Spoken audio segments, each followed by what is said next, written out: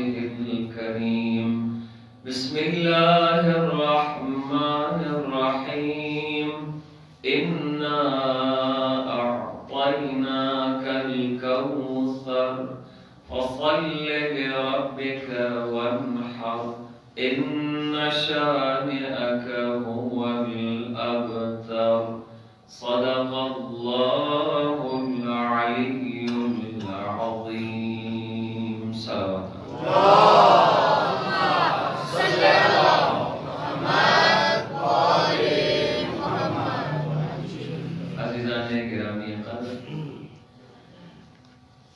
قرآن کریم کی یہ مشہور معروف سورہ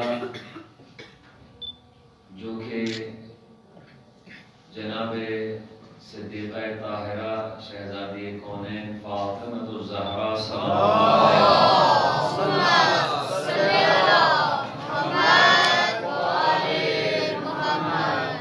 کی شان اقدس میں نازل ہوئی ہے. اس سورہ کی تلاوت کا شرف حاصل ہوا اور اسی ضمن میں بیوی کے جو فضائل ہیں، جو مناقب ہیں قرآن کریم میں، اور اسی طریقے سے زبان مبارک رسول اکرم صلی اللہ علیہ وسلم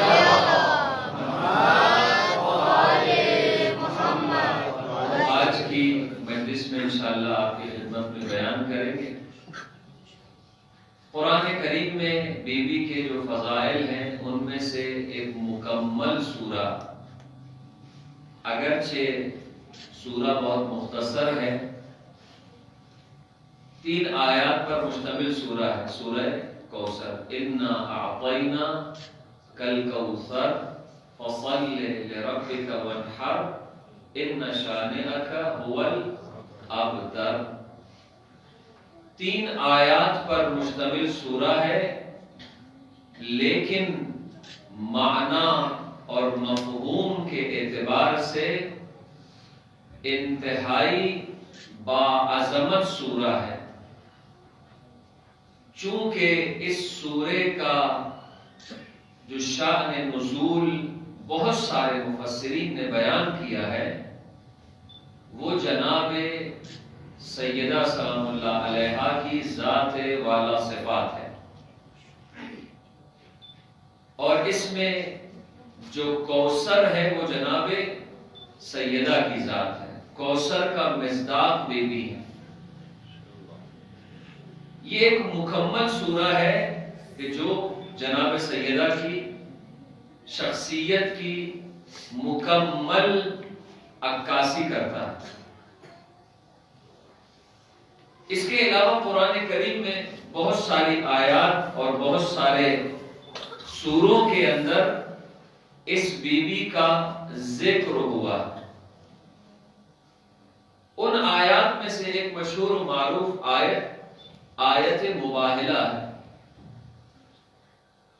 آیت مباہلہ بھی بچوں کو یاد ہونی چاہیے. سورہ کوثر تو سب کو یاد ہے، لیکن آیت مباہلہ تمام مومنین کو، بالخصوص ہمارے نوجوانوں کو اور بچوں کو یاد ہونی چاہیے. اس کا تھوڑا سا بیک گراؤنڈ بھی معلوم ہونا چاہیے. آیت مباہلہ وہ آیت ہے کہ جس میں رسول خدا مولا کائنات کو، صدیقہ طاہرہ کو، امام حسن اور امام حسین کو لے کر یمن کا ایک علاقہ ہے نجران، اس علاقے میں اس زمانے میں عیسائی رہتے تھے. عیسائیوں کا ایک وفد، ایک ڈیلیگیشن، ایک گروپ پیغمبر کی خدمت میں آیا اور پیغمبر سے بحث و گفتگو کی اپنے دین یعنی عیسائیت کی حقانیت کے لیے. پھر پیغمبر اکرم نے ان سے گفتگو، بحث و مباحثہ کئی روز تک چلتا رہا.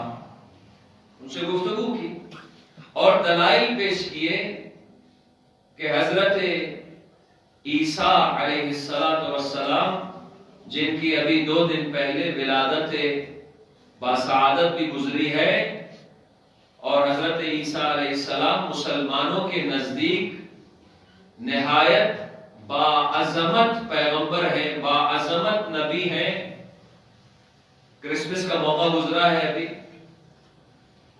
اور 5 اولو العزم 5 جو انبیاء ہیں، یعنی جو تمام انبیاء میں سب سے زیادہ افضل انبیاء ہیں، ان کو اولو العزم کہا جاتا ہے، صاحب عظمت۔ ان میں سے ایک حضرت عیسیٰ بھی ہیں۔ یہ تمام مسلمانوں کا عقیدہ ہے۔ حضرت ابراہیم، حضرت نوح، حضرت موسیٰ اور حضرت عیسیٰ، یہ 4 انبیاء تمام انبیاء سے افضل ہیں۔ پھر ان تمام انبیاء اور ان 4 انبیاء سے بھی افضل آخری نبی، ختم المرسلین و خاتم النبیین محمد مصطفیٰ صلی اللہ علیہ وسلم۔ تو یہ کل 5 انبیاء ہیں کہ جو اولو العزم ہیں، اور ان 5 میں سب سے افضل آخری نبی ہیں۔ تو ان 5 میں حضرت عیسیٰ بھی شامل ہے۔ عیسائیوں کا جو یہ وفد، جو ڈیلیگیشن یمن سے آیا تھا، پیغمبر سے گفتگو کی، مباحثہ کیا، انہوں نے کہا کہ حضرت عیسیٰ علیہ السلام عیسائیوں کے عقیدے کے مطابق اللہ کے بیٹے ہیں۔ تو پیغمبر نے اس کو خداوند عالم نے قرآن کریم میں ان کے استدلال کو اور اس کے بعد جواب کو بیان کیا ہے۔ پیغمبر نے ارشاد فرمایا کہ اگر عیسیٰ بغیر باپ کے اللہ کے بیٹے ہو سکتے ہیں، تو حضرت آدم تو باپ اور ماں دونوں کے بغیر پیدا ہوئے تھے، آپ آدم کو خدا کا بیٹا کیوں نہیں مانتے؟ ایک بہت چھوٹی سی سادہ سی دلیل ہے۔ اگر ایک نبی بغیر باپ کے پیدا ہونے سے اللہ کا بیٹا ہو جاتا ہے، تو آدم تو بغیر ماں باپ کے پیدا ہوئے، آپ ان کو اللہ کا بیٹا کیوں نہیں کہتے؟ لیکن عیسائیوں نے ماننے سے انکار کر دیا۔ نوبت پہنچی مباہلہ تک۔ مباہلہ کا معنی یہ ہوتا ہے، اپنے بچوں کے لیے، بزرگوں کے لیے نہیں، مباہلہ کا معنی یہ ہوتا ہے کہ جب بحث و مباحثے سے دونوں گروپ انکار کر دیں، یا بحث و مباحثے کا کوئی نتیجہ نہ نکلے، تو کہتے ہیں کہ آؤ مل کر مباہلہ کرتے ہیں۔ مباہلہ یعنی چلتے ہیں میدان میں اور وہاں جا کر خدا کی بارگاہ میں دعا کرتے ہیں، خدا سے اپنی حقانیت کو منواتے ہیں، یعنی خدا بتائے کہ ہم میں سے کون سچ ہے، کون حق ہے، کون غلط ہے۔ دعا کریں گے، اپنے لیے دعا، دوسرے کے لیے بد دعا۔ پیغمبر نے فرمایا کہ ٹھیک ہے، اگر مباہلہ کرنے کا ارادہ ہے تو بسم اللہ۔ خدا کی طرف سے اس وقت یہ آیت نازل ہوئی جب پیغمبر نے مباہلے کا اقرار کر لیا کہ ہاں مباہلہ کریں گے، تو اس وقت یہ آیت نازل ہوئی فَقُلْ تَعَالَوْا نَدْعُوا أَبْنَاءَنَا وَأَبْنَاءَكُمْ وَنِسَاءَنَا وَنِسَاءَكُمْ وَأَنفُسَنَا وَأَنفُسَكُمْ۔ اے رسول ان سے کہہ دیجئے کہ ہم مباہلے کے لیے تیار ہیں، یہ میرا اپنا جملہ ہے کہ ہم مباہلے کے لیے تیار ہیں، ان سے کہہ دیجئے تعالوا، تم اپنے بیٹوں کو لاؤ۔ فَقُلْ تَعَالَوْا نَحْنُ أَبْنَاءَنَا، یعنی اپنے بیٹوں کو لاؤ۔ فَقُلْ تَعَالَوْا أَبْنَاءَنَا وَأَبْنَاءَكُمْ، ہم اپنے بیٹوں کو لائیں گے، تم اپنے بیٹوں کو لاؤ۔ وَنِسَاءَنَا وَنِسَاءَكُمْ، ہم اپنی عورتوں کو لائیں گے، تم اپنی عورتوں کو لاؤ۔ وَأَنفُسَنَا وَأَنفُسَكُمْ، ہم اپنی جانوں کو لائیں گے، تم اپنی جانوں کو لاؤ۔ اس کے بعد کیا ہوگا؟ مباہلے میں کیا ہوگا؟ ہاں مباہلے میں وَأَنفُسَنَا وَأَنفُسَكُمْ فَنَجْعَلْ لَعْنَةَ اللَّهِ عَلَى الْكَاذِبِينَ، پھر ہم کاذبین جو جھوٹے ہیں ان پر اللہ کی لعنت کو قرار دیں گے. یعنی ہم اللہ کی بارگاہ میں ایک دوسرے کے لیے بد دعا کریں گے کہ ہم میں سے جو جھوٹا ہے اللہ کی اس پر لعنت ہو. یہ ہے مباہلہ. اب مباہلے کا میدان سجا ہے. پیغمبر اپنے ساتھ ان 4 ہستیوں کو، خود پیغمبر ملا کر 5 افراد مباہلے کے میدان میں گئے. ادھر نجران کے ان عیسائیوں نے یہ پہلے ہی کہہ دیا تھا کہ دیکھو اے عیسائیوں، اے راہبوں، اگر یہ مسلمانوں کا نبی جو ادعائے نبوت کرتا ہے، جو نبوت کا دعویٰ کر رہا ہے کہ میں اللہ کا آخری نبی ہوں، اگر یہ نبی اپنی آل کے ساتھ آئے، اپنی بیٹی کے ساتھ آئے، اپنے بچوں کے ساتھ آئے تو خبردار ان کے ساتھ مباہلہ نہ کرنا. خبردار ان کے ساتھ مباہلہ نہ کرنا. اور اگر یہ اپنے دوستوں کے ساتھ آئے، اپنے اصحاب کے ساتھ آئے تو اطمینان کے ساتھ مباہلہ کرنا. اور اس کے بعد یہی ہوا کہ اگلے دن جب میدان مباہلہ میں پیغمبر یہ نجران کے سارے عیسائی اور ان کا پاپ اور ان کے راہب جتنے بھی تھے مقدس شخصیات، یہ سب جب پہنچے ہیں تو کیا دیکھا کہ پیغمبر آگے آگے ہیں، فاطمہ درمیان میں ہے، علی پیچھے پیچھے ہیں، حسن و حسین دائیں بائیں ہیں. تو نجران کے اس پاپ نے اعلان کر دیا خبردار میرے راہبو، ان کے ساتھ مباہلہ نہ کرنا، اس لیے کہ میں ان ہستیوں کو دیکھ رہا ہوں کہ اگر یہ پہاڑ کو حکم دے تو وہ چل کر ان کے قدموں میں حاضر ہو جائے. اتنا یقین تھا. کیوں؟ وجہ کیا ہے کہ اس عیسائی اس وقت یہ جانتے تھے کہ جس ہستی کے گھر والے اس پر اتنا اطمینان رکھتے ہو تو پھر ہمیں ان کے ساتھ مباہلہ نہیں کرنا چاہیے. جس کے گھر والے اس پر اتنا یقین رکھتے ہو. آپ ایک مثال دیں، آخر انہوں نے جملہ کیوں کہا؟ دیکھیں، بندہ حقیر یا کچھ جیسا کوئی بھی شخص اس مقدس جگہ پہ، منبر پہ، محراب پہ بیٹھا ہوا ہوتا ہے. آپ تمام مومنین، علماء کی، خطباء کی جو ذکر اہل بیت کرتے ہیں ان کا آپ احترام کرتے ہیں، ان پر آپ اعتقاد رکھتے ہیں کہ یہ اچھے لوگ ہیں، باعمل لوگ ہیں. لیکن آپ کو نہیں معلوم کہ میرا کردار اندرون خانہ کیسا ہے، زوجہ کے ساتھ کیسا ہے، بچوں کے ساتھ کیسا ہے، بہن بھائیوں کے ساتھ کیسا ہے. آپ کو نہیں معلوم. میری نجی زندگی کے بارے میں آپ کو نہیں معلوم. اگر کسی میدان میں کسی شخصیت کے گھر والے بھی اس کے نظریے اور اس کے کردار کی تائید کریں تو سمجھ جائیں کہ وہ سچا انسان ہے. ماشاءاللہ، وہ سچا انسان ہے. اسی لیے نجران کے عیسائیوں نے یہ کہہ دیا کہ اگر یہ مسلمانوں کا نبی اپنے گھر والوں کے ساتھ آتا ہے تو ان کے ساتھ مباہلہ نہ کرنا. تو عزیزو، اس آیت کو اور اس کا بیک گراؤنڈ پیش کرنے کا مقصد کیا تھا؟ مقصد یہ ہے کہ جناب سیدہ اس آیہ مباہلہ کا مرکزی نقطہ ہے. کیا خوبصورت کسی عالم نے کہا ہے کہ فاطمہ وہ ہے کہ جو عصمت کا مرکزی نقطہ ہے. نقطہ پرکار عصمت جناب سیدہ کی ذات ہے. کیسے؟ آگے پیغمبر ہیں، پیچھے علی ہیں، دائیں بائیں حسن و حسین ہیں اور مرکز میں جناب سیدہ ہے. اگر یہ مرکز نہ ہو تو یہ اطراف کا دائرہ نامکمل ہوگا. اسی مرکز کی وجہ سے دائرہ دائرہ کہلاتا ہے. صلوات بھیجے محمد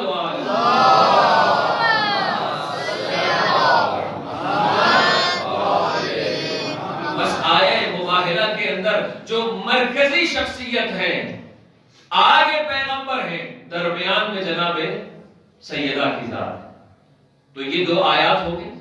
ایک سورہ کوثر اور ایک آیت مباہلہ، بچوں کے لیے اس کا بیک گراؤنڈ بیان کر دیا۔ اب آ جائیں احادیث کی طرف۔ احادیث پیغمبر میں آج میری پوری گفتگو شاید صرف ایک حدیث پر ہوگی، چونکہ بہت اہم حدیث ہے، اور یہ حدیث جو کہ شیعہ اور سنی علماء نے اپنی کتب کے اندر درج کی ہے، لکھی ہے، اس حدیث کے ذریعے عصمت فاطمہ سلام اللہ علیہا واضح ہوتی ہے۔ اور وہ حدیث کیا ہے؟ تو یہ حدیث ہمارے مختلف ائمہ سے نقل ہوئی ہے۔ یہ حدیث خود مولا کائنات نے بھی نقل کی ہے، امام حسن مجتبی نے بھی نقل کی ہے، سید الشہداء سے بھی منقول ہے، مختلف اماموں سے یہ نقل ہے، اور آخری جس امام نے اس حدیث کو نقل کیا ہے، 8ویں امام سامن الحجت بادشاہ خراسان امام رضا علیہ الصلوۃ والسلام۔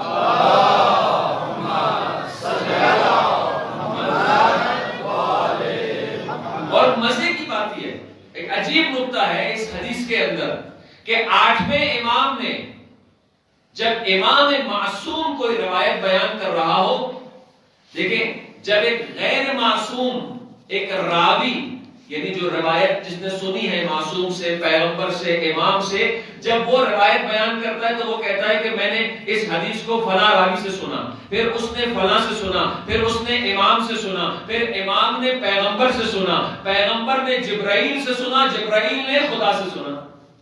یہ روایتوں کا تسلسل ہوتا ہے، بیان کرنے کا طریقہ ہوتا ہے، سلسلہ ہوتا ہے، اسے کہتے ہیں روایت کا سلسلہ، یعنی کڑیاں ہیں، ان میں سے ایک کڑی بھی اگر درمیان سے جدا ہو جائے، نامعلوم ہو، تو وہ روایت ہمارے ہاں قبول نہیں کی جاتی۔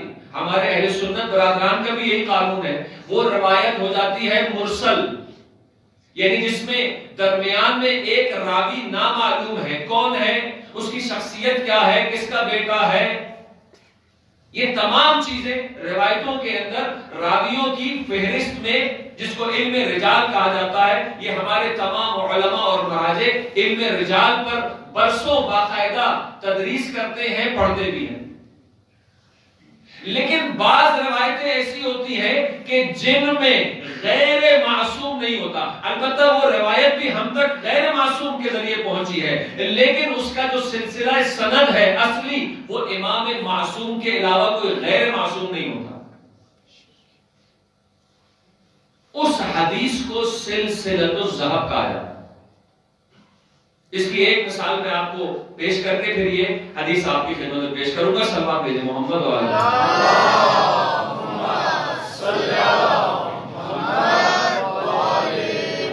حدیث سلسلۃ الذھب وہ ہے کہ ائمہ کے درمیان، یعنی ایک امام نے دوسرے امام سے، دوسرے امام سے تیسرے امام نے اس طرح سے نقل کی ہے، ایک امام اور دوسرے امام کے درمیان میں کوئی غیر معصوم راوی نہ ہو تو اس کو حدیث سلسلۃ الذھب کہا جاتا ہے۔ ذھب یعنی سونا، جس کا سلسلہ سونا ہے۔ اور وہ مشہور معروف روایت کون سی ہے؟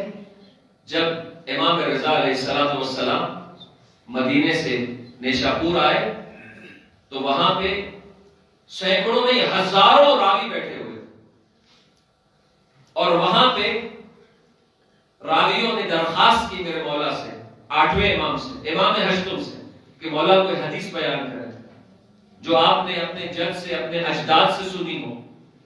تو امام علیہ السلام نے ایک حدیث ارشاد فرمائی، اور وہ حدیث آپ نے سنی ہوگی کہ کلمۃ لا الہ الا اللہ حسنی، یہ جو لا الہ الا اللہ کہتے ہیں نا، خدا فرماتا ہے کہ کلمہ لا الہ الا اللہ، خدا کہتا ہے کہ میرا قلعہ ہے، فمن دخل فی حسنی امن من عذابی، کہ جو بھی میرے قلعے میں داخل ہو گیا، یعنی جس نے لا الہ الا اللہ کہا وہ میرے قلعے میں داخل ہو گیا، جو میرے قلعے میں داخل ہو گیا، امن من عذابی، وہ میرے عذاب سے امان پا گیا۔ امام علیہ السلام نے اتنا جملہ کہا اور دوبارہ محفل کے اندر اپنا سر کر لیا، اور اس کے بعد اونٹ 2 قدم آگے بڑھا، چند قدم آگے بڑھا، چونکہ راوی سارے انتظار میں تھے کہ یہ حدیث مکمل نہیں ہے۔ کچھ قدم چلنے کے بعد امام علیہ السلام نے محمل سے اپنا سر مبارک دوبارہ نکالا، اور نکالنے کے بعد اس حدیث کو مکمل کیا اور فرمایا وَلَكِنْ بِشَرْطِهَا وَشُرُوطِهَا، لیکن یہ جو کلمہ لا الہ الا اللہ کہنے والا اللہ کے عذاب سے امان پاتا ہے نا، اس کے لیے کچھ شرائط ہیں، اور اس کے بعد فرمایا کہ وَأَنَا مِن شُرُوطِهَا الثَّامِنُ، اور میں ان شرائط میں سے 8ویں شرط ہو، یعنی جو بھی میری ولایت کا اقرار کرے گا کلمہ پڑھنے کے ساتھ، تب وہ اللہ کے عذاب سے نجات پائے گا۔ اگر کوئی لا الہ الا اللہ کہتا ہو اور علی کی ولایت کو نہ مانتا ہو، حسن کی امامت کو نہ مانتا ہو، حسین کی ولایت کو نہ مانتا ہو، اسی طریقے سے بقیہ ائمہ کی ولایت کو نہیں مانتا، تو وہ اللہ کے عذاب سے نجات نہیں پا سکتا۔ نعرہ حیدری، یہ ہے حدیث سلسلۃ الذہب کہ جس میں امام نے یہ روایت اپنے والد گرامی امام موسیٰ کاظم سے، امام موسیٰ کاظم نے چھٹے امام جعفر صادق سے، امام جعفر صادق نے امام محمد باقر سے، امام پنجم نے امام چہارم سے، اسی طریقے سے یہ سلسلہ چلتے چلتے پیغمبر پہ پہنچا، اور پیغمبر نے اس کو جبرائیل سے، اور جبرائیل نے خدا سے اس جملے کو نقل کیا ہے۔ یہ ہے حدیث سلسلۃ الذہب۔ اب اسی کی ایک اور مثال جس پہ آج گفتگو ہونی ہے، صلوات بھیجے محمد و آل محمد۔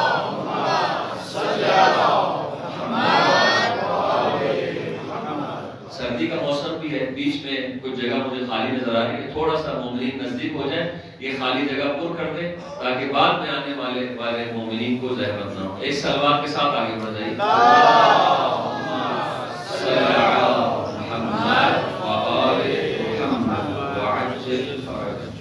تو یہ ہے حدیث سلسلۃ الذہب، جس کا سلسلہ سند سونا ہے، چاندی نہیں ہے، سونا ہے، یعنی جس میں سب کے سب معصوم ہیں۔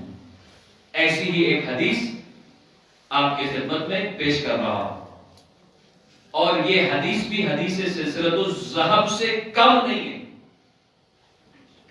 کیوں؟ چونکہ ہر امام نے کسی نہ کسی انداز سے اس حدیث کو بیان کیا، بڑی مشہور معروف ہے۔ اس مفہوم کی اور بھی احادیث ہیں، لیکن ایک مختصر جامع کامل حدیث امام معصوم سے نقل ہوئی۔ ایک حدیث یہ ہے کہ پیغمبر خدا ختمی مرتبہ صلی اللہ علیہ وآلہ وسلم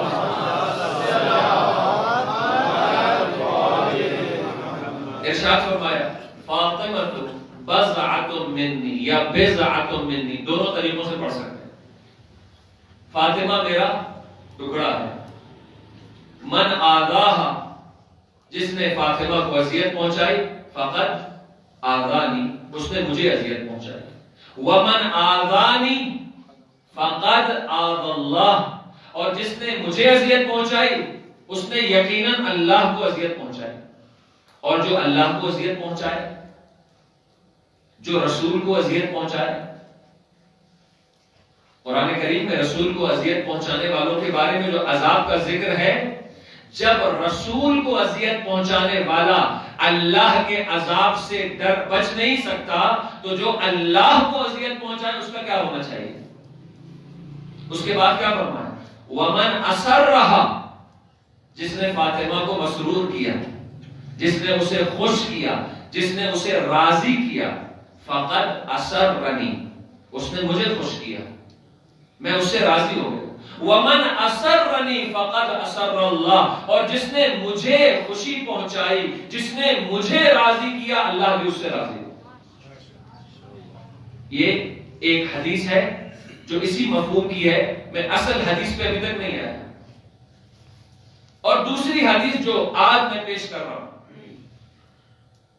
وہ حدیث یہ ہے کہ ان اللہ، بہت تاکید کے ساتھ ان جب آ جائے کسی عربی جملے کے ابتدا میں تو تاکید کے لیے آتا ہے، ان اللہ یغضب لغضبک ویرضی لرضاک، کہ اے فاطمہ، پیغمبر نے فرمایا کہ اے فاطمہ، اللہ غضبناک ہوتا ہے تیرے غضب کی وجہ سے۔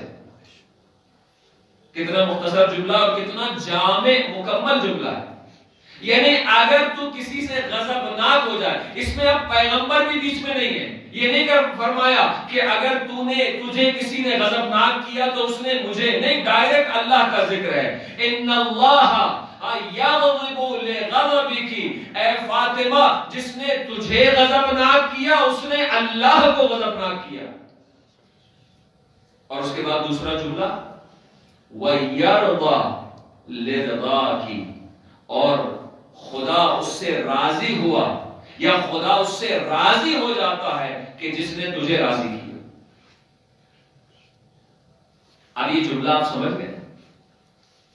اس جملے کا معنی اور مفہوم اتنا گہرا ہے، اتنا گہرا ہے اور اتنا اہم معنی ہے اس کا کہ جو دشمنان فاطمہ ہیں نا، انہوں نے اس حدیث کا انکار کر دیا، کہا کہ ایسی کوئی حدیث نہیں۔ کیوں؟ چونکہ وہ جانتے ہیں کہ اس کا معنی کیا ہے، کہ جس ہستی کے غضب سے خدا غضبناک ہو جائے۔ میرے غضب سے اگر کسی نے مجھے غضبناک کیا تو خدا غضبناک شاید نہ ہو۔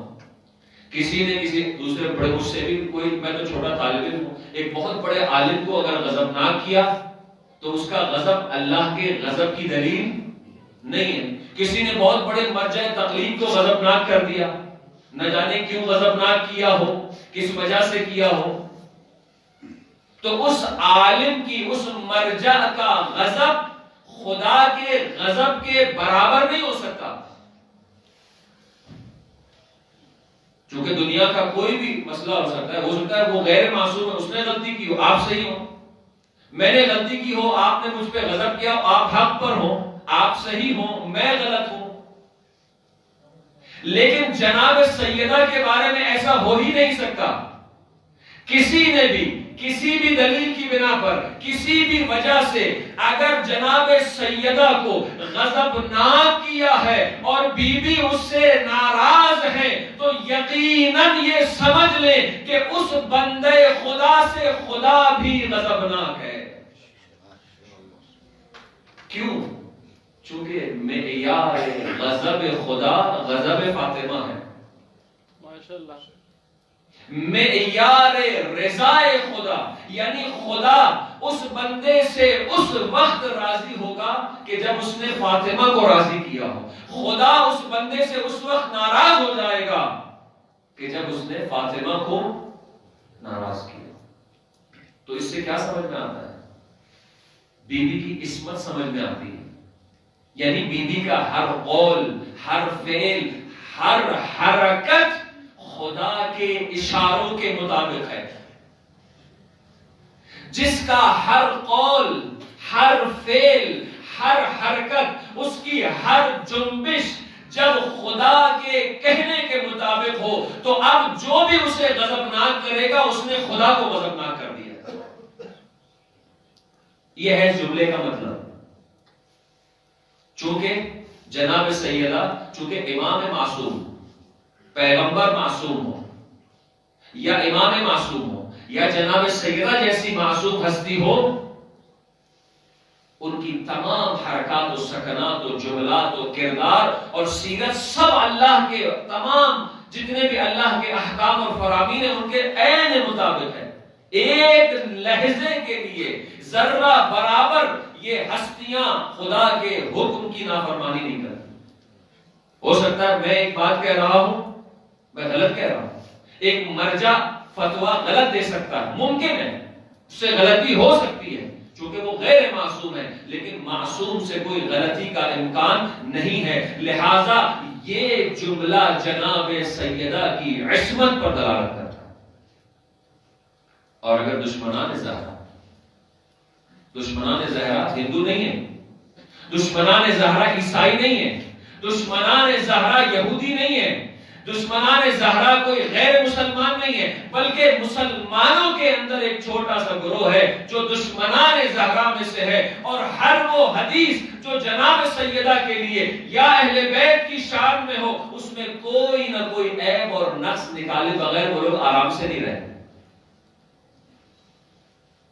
چھوٹا سا گروہ ہے، میں نے چھوٹا گروہ اس لیے کہا کہ خدا کا شکر ہے، میں نے کہا تھا کل کہ ممبر سے بہت احتیاط سے بات کرنے کی ضرورت ہے، کسی کی توہین نہیں ہونی چاہیے، آپ اپنے عقیدے کو بیان کرنے کے لیے حق نہیں رکھتے کہ آپ کسی کی توہین کریں، نہیں، بالکل نہیں۔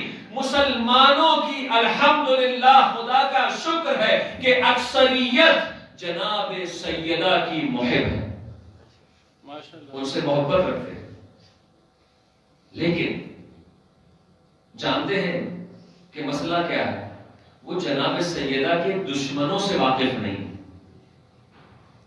اگر ان مسلمانوں کو جو اہل بیت سے شدید محبت کرتے ہیں، جو جناب سیدہ سے ٹوٹ کر محبت کرتے ہیں، اگر آپ کسی اپنے سنی بھائی سے کہیں کہ کیا تم جناب سیدہ کے لیے، رسول کی بیٹی کے لیے اپنی جان دینے کے لیے تیار ہو، تو وہ کہے گا ہاں، میرے خون کا ایک ایک قطرہ جناب سیدہ پر میں نچھاور کرنے کے لیے تیار۔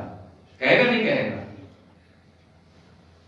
لیکن افسوس کہ اسے جناب سیدہ کے دشمنوں کا نہیں پتا، چونکہ جناب سیدہ کے دشمنوں کو بہت ہی خوبصورت انداز میں پیش کیا ہے۔ اب کچھ لوگوں نے اس حدیث کا انکار کر دیا کہ نہیں، یہ حدیث تو کتابوں کے اندر ہے ہی نہیں، بڑی بڑی کتابوں میں ہے ہی نہیں۔ ان اللہ یغضب لغضبک ویرضی لرضاک، اے فاطمہ، پیغمبر فرمائے کہ اللہ غضبناک ہوتا ہے تیرے غضب کی وجہ سے، اور اللہ راضی ہوتا ہے اس سے کہ جس سے تو راضی ہو جائے۔ اب چند نکات جو آپ کی خدمت میں پیش کرنے، صلوات بھیجے محمد والے۔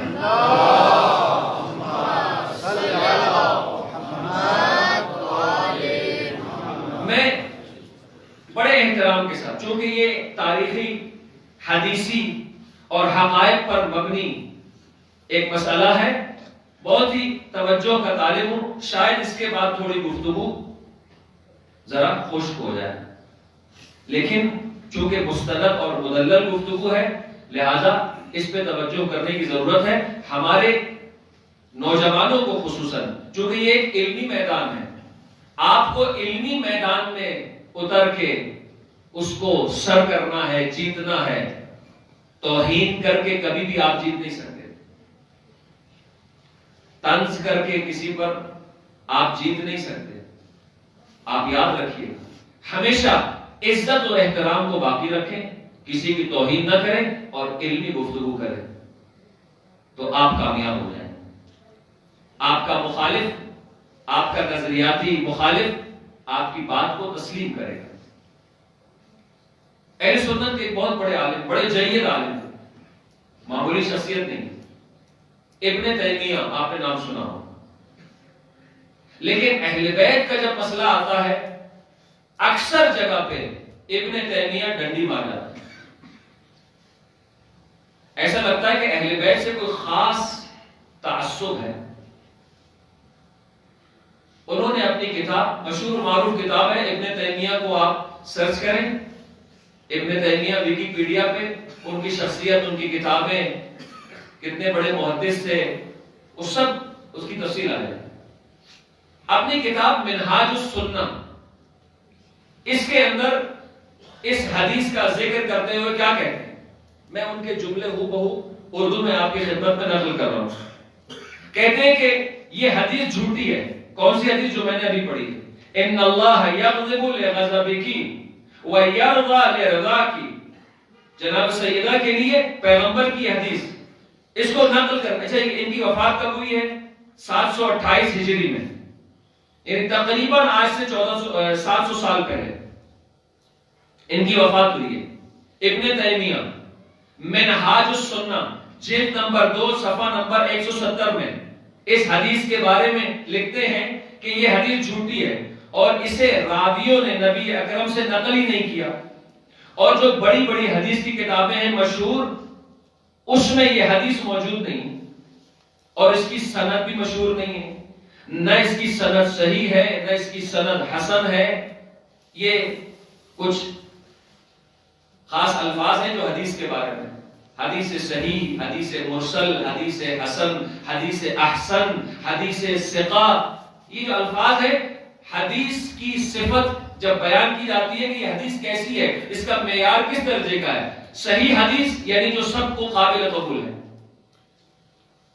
حدیث متواتر جو مسلسل ہر دور میں، جیسے حدیث ثقلین حدیث متواتر ہے، حدیث غدیر متواتر ہے، یعنی کسی کو کوئی اختلاف نہیں ہے، تو اسے کہتے ہیں حدیث متواتر۔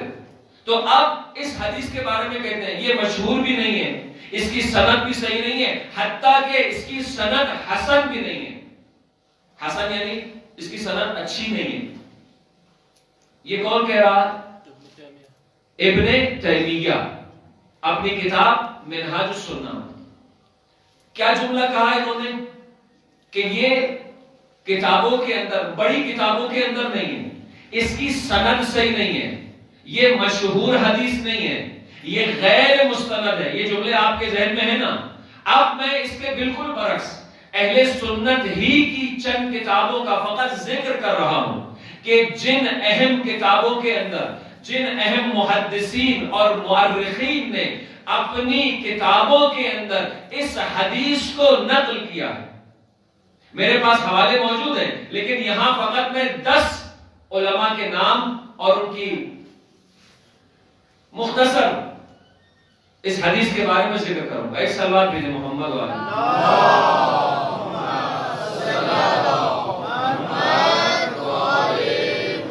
آپ تھکے ہوئے تو نہیں ہیں؟ کچھ حضرات مجھے تھکے ہوئے نظر آ رہے ہیں۔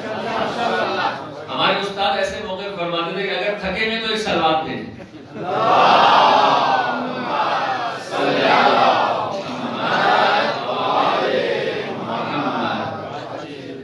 انشاءاللہ یہ تھکاوٹ والا صلوات نہیں تھا، بلکہ بالکل انرجی والا صلوات تھا، بلکہ اس سے بھی زیادہ ایک طاقتور صلوات بھیجیں۔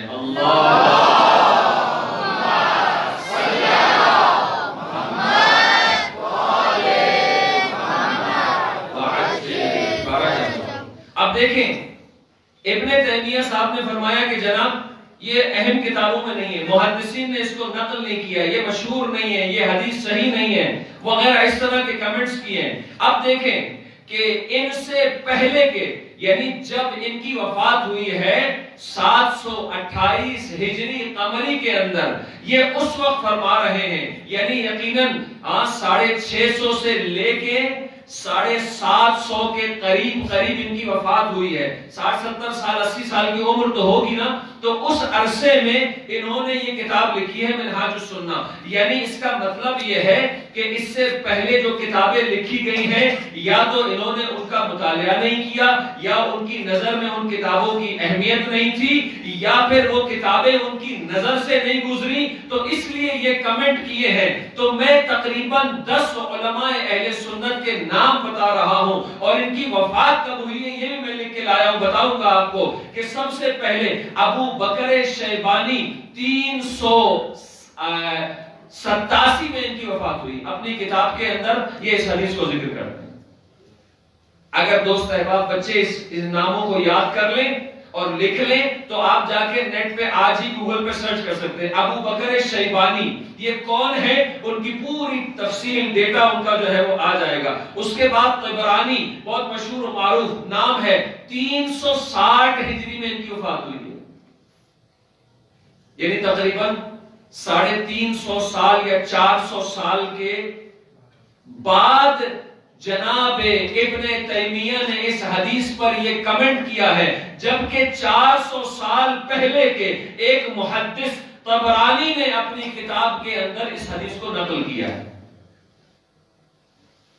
تو اس کا مطلب یہ ہے کہ یا تو یہ کتاب ان کو نہیں ملی، یا اگر ملی تھی تو انہوں نے اس کو اہمیت نہیں دی. کس طرح ہو سکتا ہے کہ اتنی اہم حدیث جو اتنے پائے کے علماء اپنی کتابوں میں نقل کر رہے ہیں وہ جناب ابن تیمیہ کو نہیں ملی؟ ہم کہتے ہیں شاید نہ ملی ہو. حاکم نیشابوری مشہور و معروف نام ہے، ان کی وفات 405 میں ہوئی ہے. آپ حاکم نیشابوری لکھیں، آپ کو پورا ان کا شجرہ مل جائے گا ان کی زندگی کے بارے میں. ابو نعیم اصفہانی 430 ہجری میں. اس کے بعد ابن عساکر ایک بہت مشہور مورخ بھی ہیں، محدث بھی ہیں، لیکن یہ تاریخ میں بہت مشہور ہے. ابن عساکر 571 ہجری میں ان کی وفات ہوئی ہے، یعنی تقریباً کوئی 60 سال پہلے منہاج السنہ کے لکھنے والے ابن تیمیہ سے 60 سال پہلے ان کی وفات ہوئی. ابن اثیر 160 سال 630 میں ابن اثیر کا انتقال ہوا ہے. ابن اثیر نے اپنی کتاب میں اس حدیث کو نقل کیا ہے، اور اس کے بعد آخری یہ کتنے تقریباً 9 نام ہو گئے یا 6 نام ہو گئے. 7ویں نمبر پہ سبت ابن جوزی نے اپنی کتاب میں لکھا ہے کہ جن کی وفات 654 میں ان کا انتقال ہوا. جناب ابن تیمیہ کیسے کہہ رہے ہیں کہ یہ حدیث یہ مشہور کتابوں کے اندر نہیں ہے؟ ان شخصیات سے مشہور اہل سنت کے اندر اور کون ہو سکتا ہے جو زمانے کے اعتبار سے بھی ان سے پہلے ہیں اور شہرت اور علم کے اعتبار سے بھی کم نہیں ہے؟ انہوں نے اپنی کتابوں کے اندر اس حدیث کو ذکر کیا ہے کہ پیغمبر نے فرمایا ان اللہ یغضب لغضبک ویرضی لرضاک. اے فاطمہ، آپ کے غضب سے خدا غضبناک، آپ کی رضا سے خدا راضی. یہ تو وہ محدثین ہیں، وہ مورخین ہیں کہ جو جناب ابن تیمیہ سے پہلے گزرے ہیں. اب آئے وہ محدثین جو ابن تیمیہ کے بعد آئے ہیں، انہوں نے اپنی کن کتابوں کے اندر اس حدیث کو نقل کیا ہے. تو اس کا مطلب کیا ہے کہ یہ حدیث متواتر ہے، مختلف علماء نے اپنی کتابوں کے اندر نقل کیا ہے. ابھی تو صرف نقل کی بات ہے، میرے پاس انشاءاللہ موقع ملا تو کل پھر آپ کو ذکر کروں گا کہ کن کن علماء نے اس حدیث کو علماء اہل سنت جنہوں نے اس حدیث کو صحیح قرار دیا. ہمارے یہاں چھوڑ دیجئے، ابھی ہم اپنی بات نہیں کر رہے، ہمارے یہاں تو ہمارا عقیدہ ہے اگر یہ حدیث نہ بھی ہے تو ہمارا عقیدہ یہ ہے کہ جناب سیدہ عصمت کبریٰ کی مالکہ. ماشاءاللہ. کیوں؟ چونکہ حدیث کا درجہ بعد میں ہے، قرآن کی آیت کا درجہ پہلے ہے. جب آیت تطہیر میں خدا نے عصمت سیدہ کا اعلان کر دیا تو پھر حدیث کو ہم کیسے مانیں؟ حدیث تو اس کی تائید کرتی ہے آیت کی. اگر ہماری کتابوں میں یہ احادیث نہ بھی ہوتی تو قرآن کی ایک آیت تطہیر کافی ہے جناب سیدہ کی فضیلت کے لیے. اب آ جائیں ابن تیمیہ کے بعد جو علماء آئے ان میں سے نمبر 1 حافظ ذہبی اپنی کتاب میزان الاعتدال کے اندر. وفات کب ہوئی ہے؟ 748 748 میں.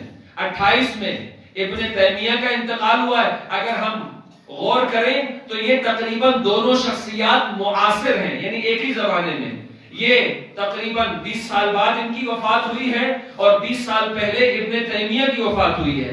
تو 28 میں ان کا انتقال ہوا اور حافظ ذہبی اپنی کتاب میزان الاعتدال کے اندر اس حدیث کو نقل کرتے ہیں. نمبر 2 ابن حجر عسقلانی نے اپنی کتاب تہذیب التہذیب کے اندر جن کا انتقال 852 ہجری میں ہوا اپنی اس کتاب کے اندر اس حدیث کو نقل کر رہے ہیں. حیثمی نے اپنی کتاب مجمع الزوائد میں کہ جن کا انتقال 807 ہجری میں ہوا انہوں نے بھی اپنی کتاب کے اندر اس حدیث کو نقل کیا ہے. اور اور اس کے بعد عالم اسلام کہ جن کو شیعہ بھی مانتے ہیں، جن کو اہل سنت بھی مانتے ہیں، جو مفسر بھی ہے، جو محدث بھی ہے، جو علم صرف و نحو کا بھی ماہر ہے، علامہ جلال الدین سیوطی، تمام شیعہ مدارس کے اندر جن کی کتاب سیوطی پڑھائی جاتی ہے، عربی گرامر کی کتاب پڑھائی جاتی ہے، اتنی بڑی شخصیت ہے علامہ جلال الدین سیوطی نے اپنی کتاب خصائص الکبریٰ کے اندر بھی اس حدیث کو نقل کیا ہے۔ ان کی وفات کب ہوئی ہے؟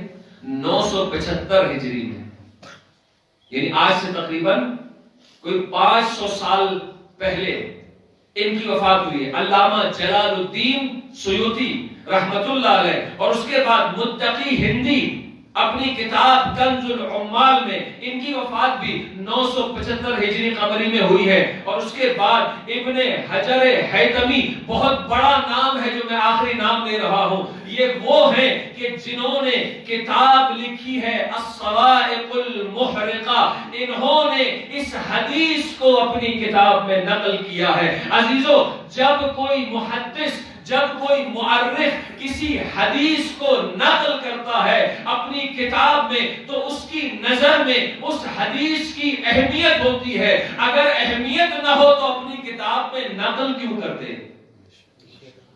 اس کا مطلب ہے کہ یہ حدیث کوئی معمولی حدیث نہیں ہے۔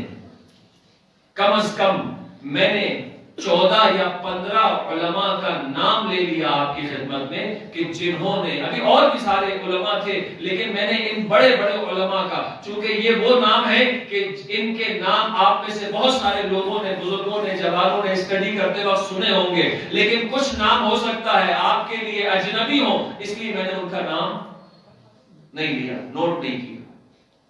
ان تمام علماء نے محدث، اس میں محدث بھی ہے، اس میں مفسر بھی ہے، اس میں مؤرخ بھی ہے، سب نے اپنی کتابوں کے اندر اس حدیث کو نقل کیا۔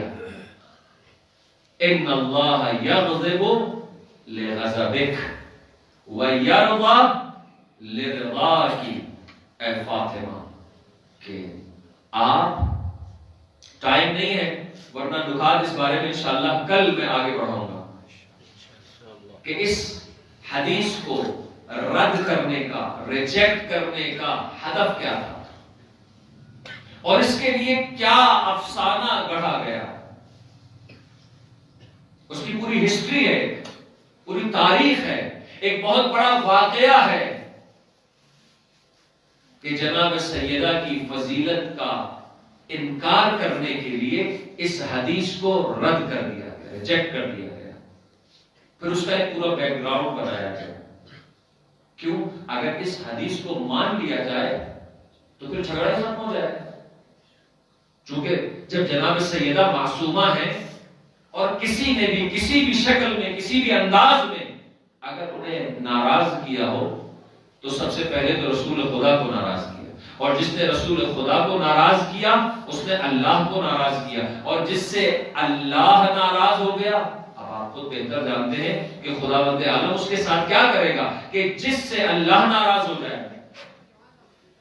اللہ کے غضب سے بچنا چاہیے۔ اور تاریخ میں کن ہستیوں نے، کن شخصیات نے، کن افراد نے، معمولی افراد نہیں تھے، انہوں نے جناب سیدہ کو ناراض کی۔ یہ میں نہیں کہہ رہا، یہ کتابوں کے اندر لکھا ہے۔ اس کا ہدف کیا تھا یہ انشاءاللہ اس کی پوری ہسٹری ہے، پورا ایک بیک گراؤنڈ ہے، وہ آپ کی خدمت میں بیان کروں گا۔ ایک صلوات بھیجیں محمد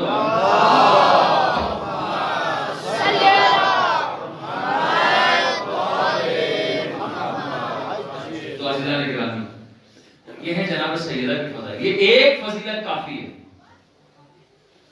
جناب رسول خدا نے فرمایا کہ میرا فاطمہ میرا ٹکڑا ہے، میرے دونوں پہلوؤں کے درمیان جو روح ہے اس روح کا نام فاطمہ ہے، میری آنکھوں کے ٹھنڈک فاطمہ ہے، خاتون جنت فاطمہ ہے، سیدۃ النساء العالمین فاطمہ ہے۔ یہ تمام فضائل ایک طرف ایک پلڑے میں رکھ دیے جائیں اور ان اللہ یغضب لغضبک ویرضی لرضاک یہ ایک پلڑے میں رکھ دیں تو یہ ایک پلڑا زیادہ بھاری ہوگا ان تمام فضائل کی بنسبت۔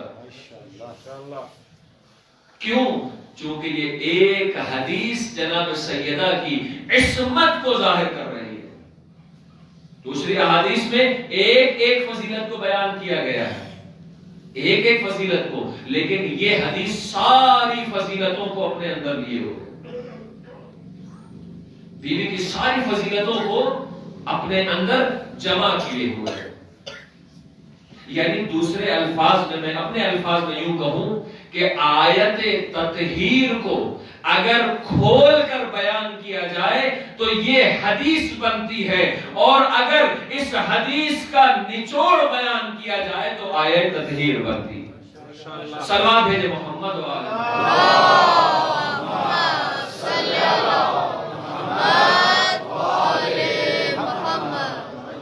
بس وقت کافی گزر چکا ہے اور میں آپ کی زحمت کو یہاں پہ ختم کرنا چاہتا ہوں. اسی لیے بس آخری جملہ ایک فضیلت جو جناب سیدہ کے لیے ائمہ علیہ السلام سے بیان کی گئی. کسی نے حضرت امام جعفر صادق علیہ السلام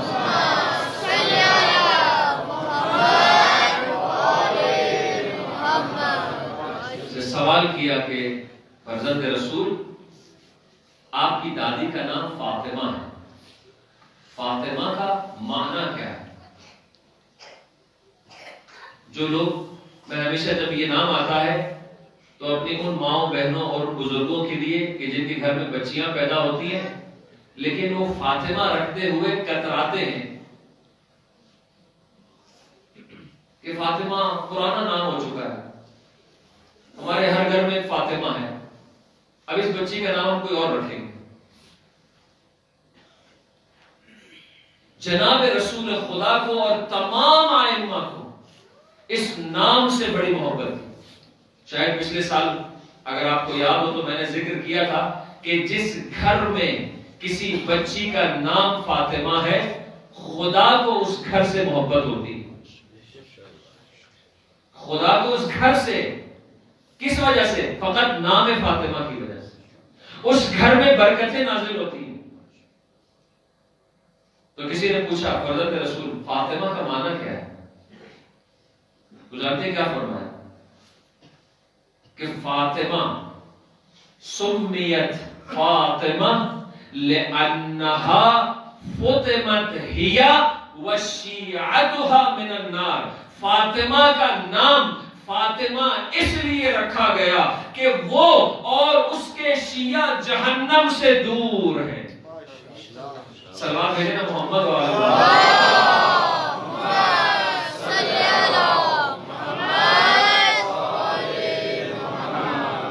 وہ اور اس کے شیعہ جہنم سے دور ہیں، جہنم سے بالکل جدا ہیں. فاطمہ کا معنی ہے جدائی ڈالنے والی ہستی. کس کے اور کس کے درمیان؟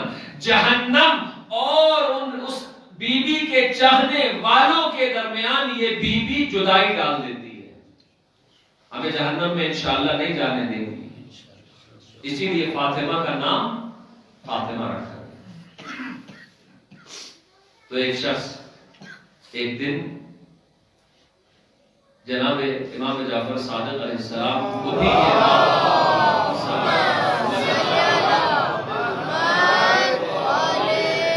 بہت پسند تھا، امام اس نام سے بہت محبت کرتے. ایک شخص آتا ہے، آگے کہتا ہے کہ مولا خدا نے مجھے بیٹی عطا فرمائی. کہا نام کیا رکھا ہے؟ کہا نام میں نے اس کا فاطمہ رکھا. بس اتنا سننا تھا. مولا نے 3 مرتبہ اپنی زبان مبارک سے نام فاطمہ لیا. تم نے فاطمہ رکھا، فاطمہ فاطمہ 3 مرتبہ میرے مولا نے اپنی زبان سے فاطمہ فاطمہ فاطمہ کہا. یہ نام اتنا پسندیدہ ہے اہل بیت کی نگاہ میں، رسول کی نگاہ میں، ائمہ کی نگاہ میں. اس کے بعد جانتے کیا فرمایا؟ کہا کہ جب تم نے اپنی بیٹی کا نام فاطمہ رکھا ہے تو خبردار کبھی اسے مارنا نہیں. جانتے ہی جملہ کیوں کہا میرے مولا نے؟ کیونکہ مولا کے سامنے وہ منظر تھا کہ ایک فاطمہ کو جب وہ دربار سے اپنا قبالہ نامہ لے کر جا رہی تھی تو کسی ملعون نے اپنا ہاتھ اٹھایا، کہا تو نے اپنی بچی کا نام فاطمہ تو رکھ دیا لیکن خبردار کبھی اس پر ہاتھ نہ اٹھانا۔